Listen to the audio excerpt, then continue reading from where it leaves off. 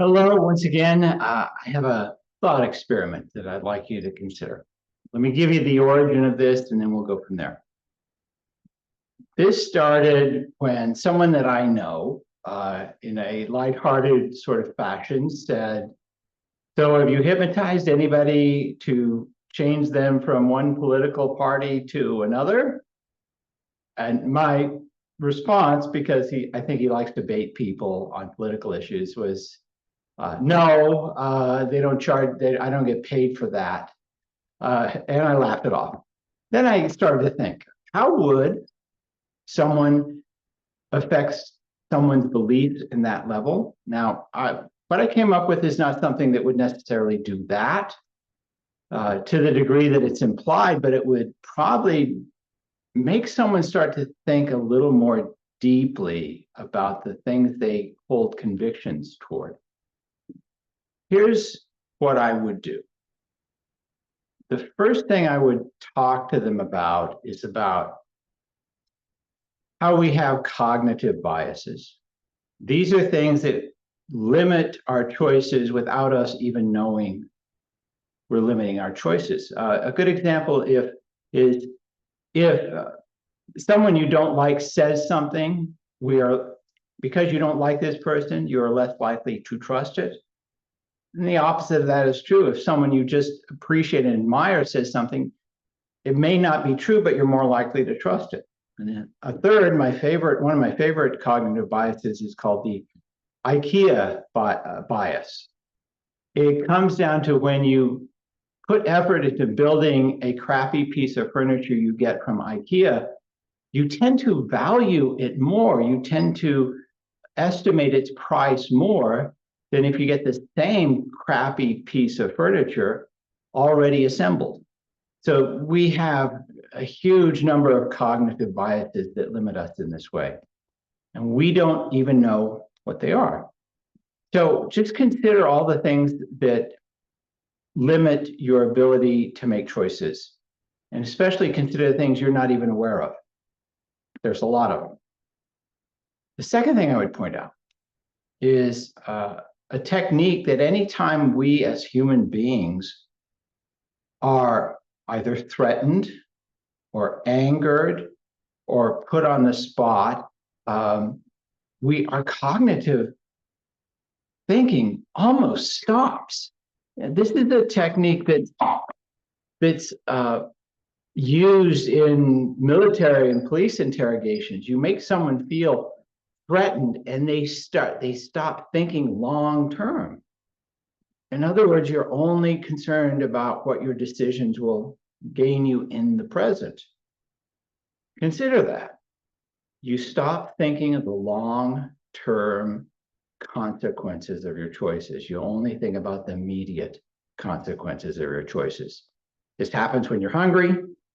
This happens when you're tired. It happens when you're angry and threatened and feel uncomfortable, depressed. Anytime there's a negative emotion, you're going to be affected this way.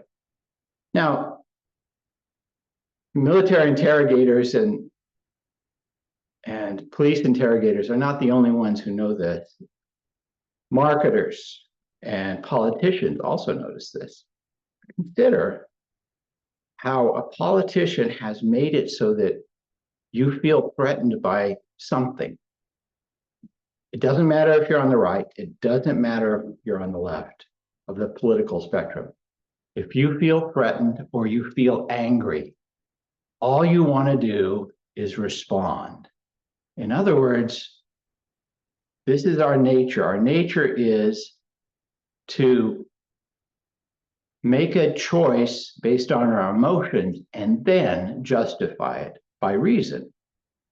This is natural effect of evolution. We first make a choice because of something emotional, just to prevent ourselves from being eaten by wild animals. And then we justify it afterwards. And this is how we are. This is how we're wired. Consider the last time that you were put on the spot, that you feel threatened, that maybe you watched something on the news or from a political commentator and you feel like you were unjustly, that there was some injustice taking place. That limits your thinking ability. Now, we'll talk about what it limits you from in a moment. I had a friend who is a very smart person, and he understands the ability to persuade and influence. He speculated that the fact that there are all of these school shootings in America, he speculated that these could be, in fact, orchestrated by some, nefarious organization or group of people. And my thought was, why would anyone do this? I asked him that, and he said to make us give up our guns. Now, those were his words, and I'm going to assume he believed that.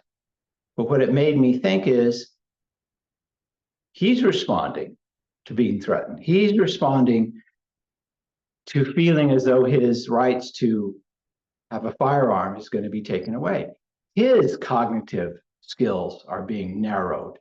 He's not able to think long term. So here's the thing. What is the long term? What does seeing something in a bigger perspective allow you to feel? Consider when you're threatened, you feel fear.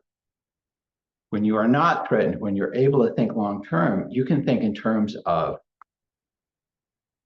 community, you can think in terms of similarity, you can think in terms of love. And what those feelings of being threatened force you to do is to turn yourself off from that feeling of connection, that feeling of love, that feeling of possibility. Instead, it turns you to threat or anger. Now, consider understanding this in terms of your own political view. If you actually think about this, I may not have moved you far in one direction or the other, depending on your political stance.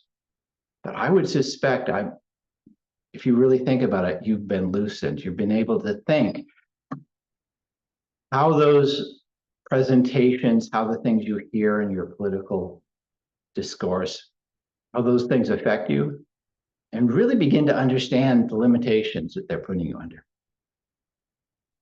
So that's it. That's your thought experiment. Give me your thoughts below. Tell me when this has worked for you, or when you've been under the effect of a threat or a fear or an angering. Thanks much. Take care. Bye.